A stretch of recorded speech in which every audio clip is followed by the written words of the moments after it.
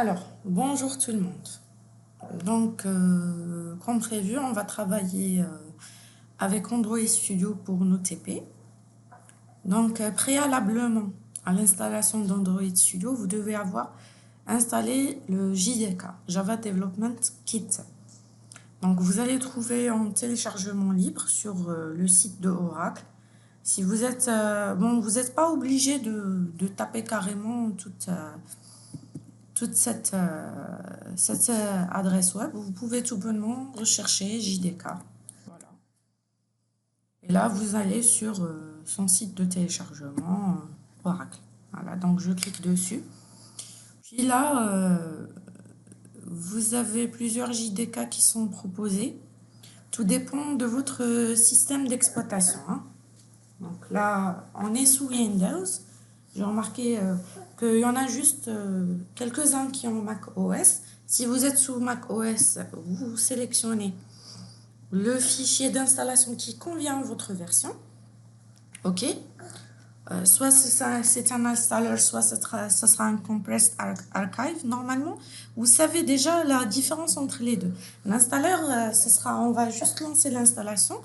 Et c'est l'installeur qui va s'occuper de dézipper les différents fichiers dans une localisation très spécifique dans votre système. Cependant, si vous le téléchargez sous format Compressed Archive, donc là, le fait de dézipper, ça va relever de vos fonctions. OK? Donc, ça sera réellement un fichier zip sous Windows. Voilà. Et un fichier bin, plutôt tar.gz sous macOS. Donc là, je vous conseille toujours de télécharger l'installeur. Ça sera mieux. OK? Donc, vous le téléchargez et vous l'exécutez. OK? Pour l'installer. Une fois que vous avez installé le JDK, là, vous pouvez aller installer Android Studio. Donc, il faut savoir que on va dire, ces deux étapes-là peuvent être exécutées de deux manières. Soit vous installez le JDK, puis vous installez l'Android Studio, ou inversement. Donc, il n'y a pas vraiment un ordre bien particulier à respecter. Donc là, vous pouvez tout bonnement rechercher Android Studio.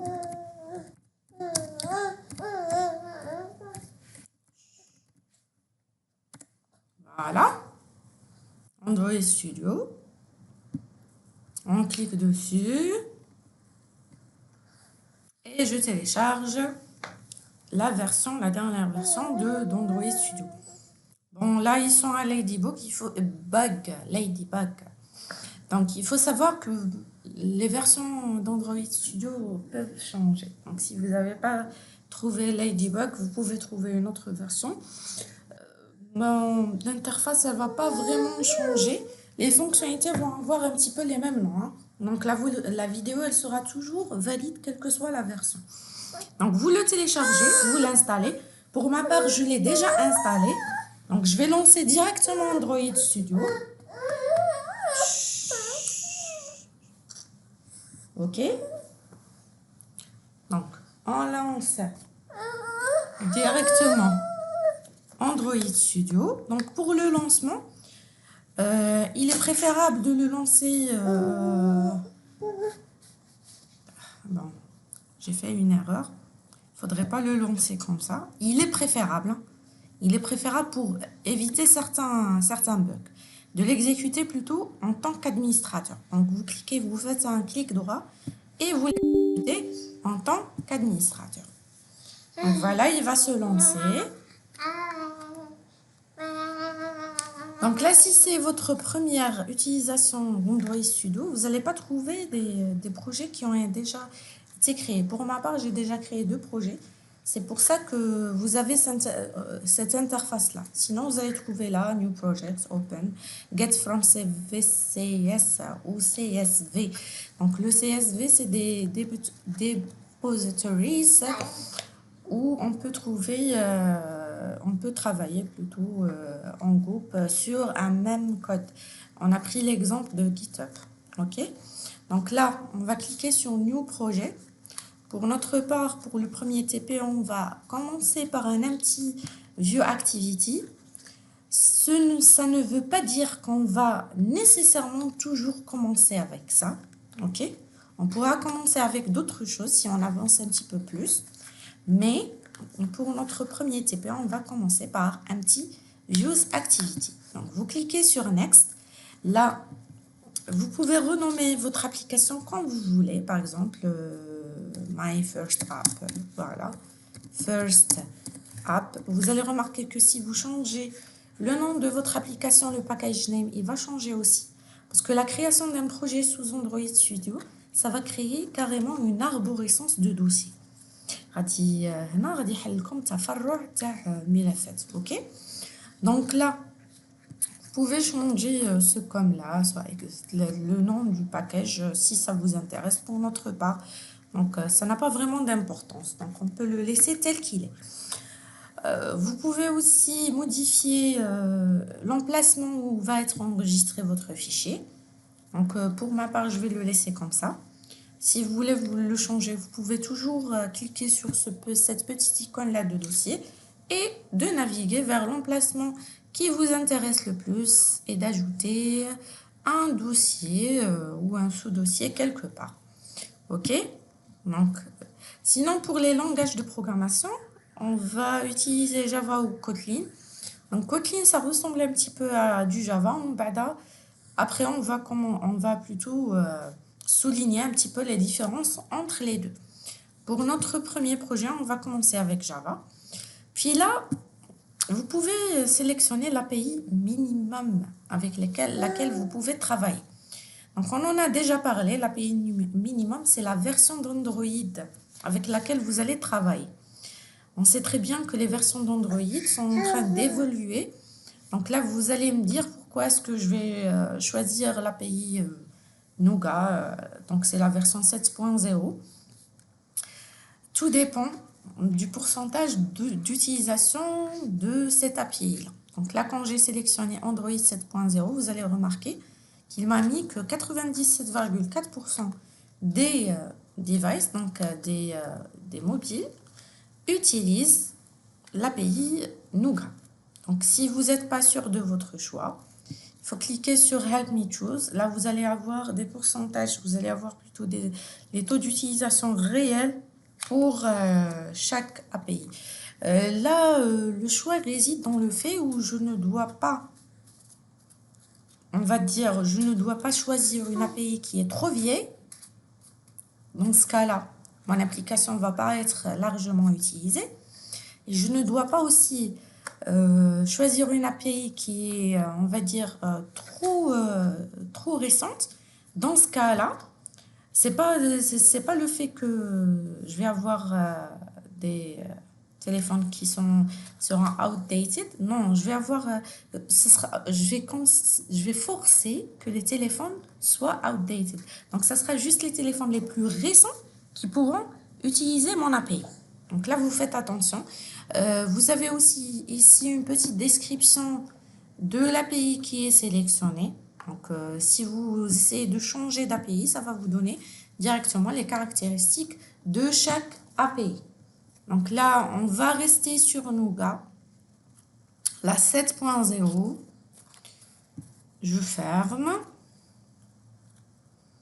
Donc, on va laisser Kotlin SDL. On va utiliser Kotlin SDL build.gradle.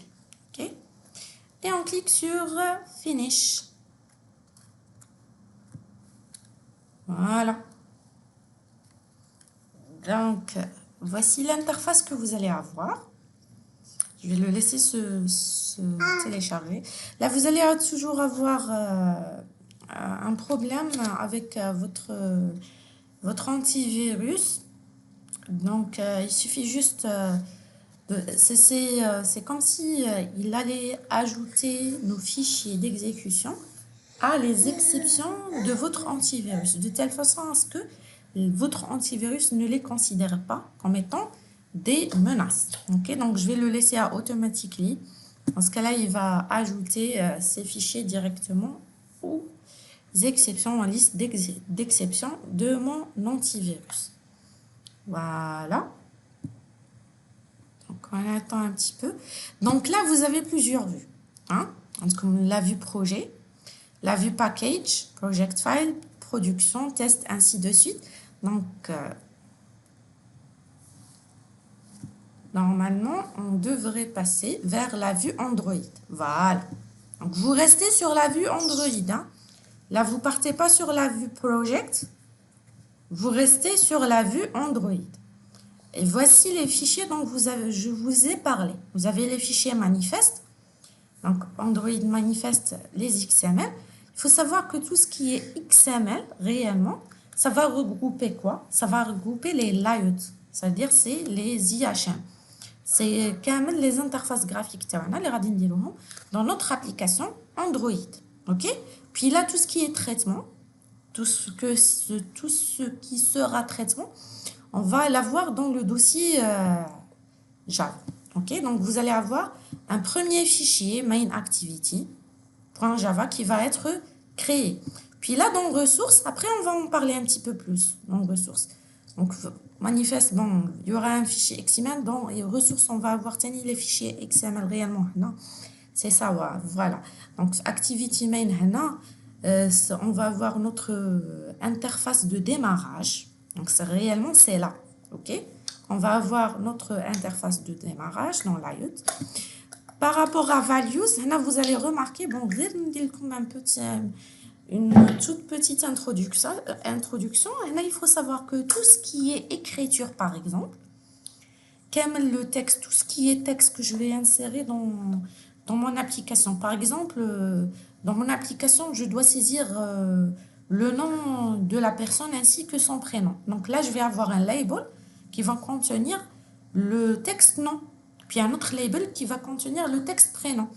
Il est préférable de ne pas insérer ce texte-là directement dans le composant graphique qui est label. Ben, on va voir on pourra le configurer. Il est préférable de faire quoi? De le stocker dans notre fichier string.xml. OK? Il est préférable de le stocker dans notre fichier string.xml. Maintenant, on va voir ça un petit peu plus tard. OK? On va pas... We will not get ahead of ourselves. OK? Donc, puisqu'on va travailler avec la version Nougat, donc c'est l'API 24, il faut s'assurer que quoi? Que vous avez déjà installé le package SDK de l'API 24. Donc là,